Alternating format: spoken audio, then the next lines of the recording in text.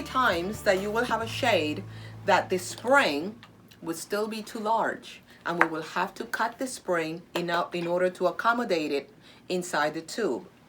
The first thing that you want to be able to do is to position your stopper on your tube, on your spring, alongside your tube. I like to make sure that we have about an inch of space between the stopper and your spring. Make sure that it aligns to the end of your tube. So when you measure after your tube, you know that in this particular setting, we need to cut 3 inches of spring.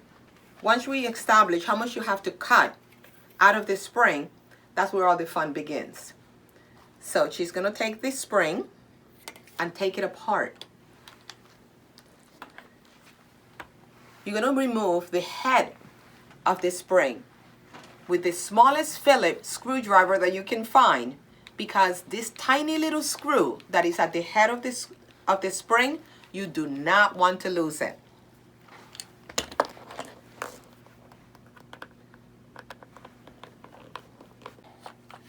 You will remove the head of this spring and the other threaded section of it.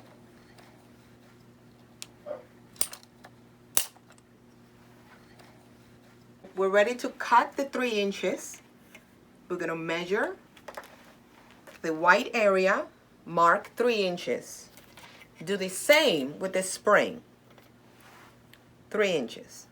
And you will need a Sharpie in order for that area to show on the spring, okay? Don't use your pencil or a pen.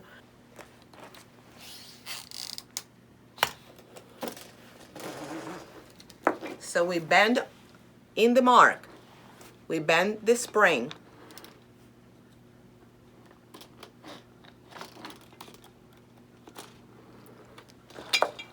I have this little needle nose that it separates the spring. We have a snippers. Grab the spring and cut. That was a torpedo, but it's just that easy. So now we're gonna cut the white area. We mark it, tighten it.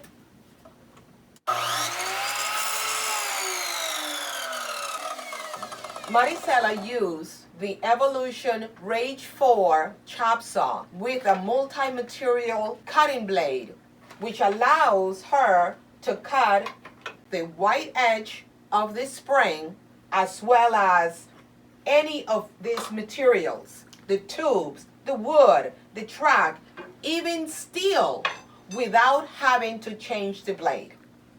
After we finish cutting the white area of the spring, we're going to put our spring back together. The area that had the little screw is gone. So we're going to be drilling again another tiny little hole in order to replace the screw. So we marked it. We are going to take a very small drill bit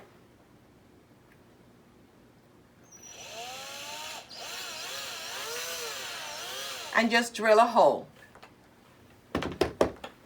Replace the threaded area into the spring.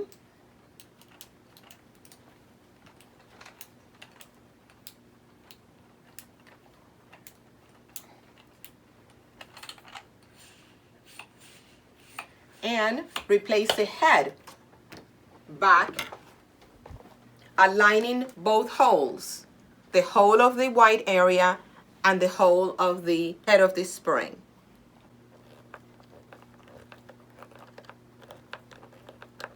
We're screwing the little tiny screw in the white area, and as we place our stopper in one end and the spring on the other end, we know that it will definitely fit our tube. And that's how easy it is to cut a spring to accommodate a smaller size tube.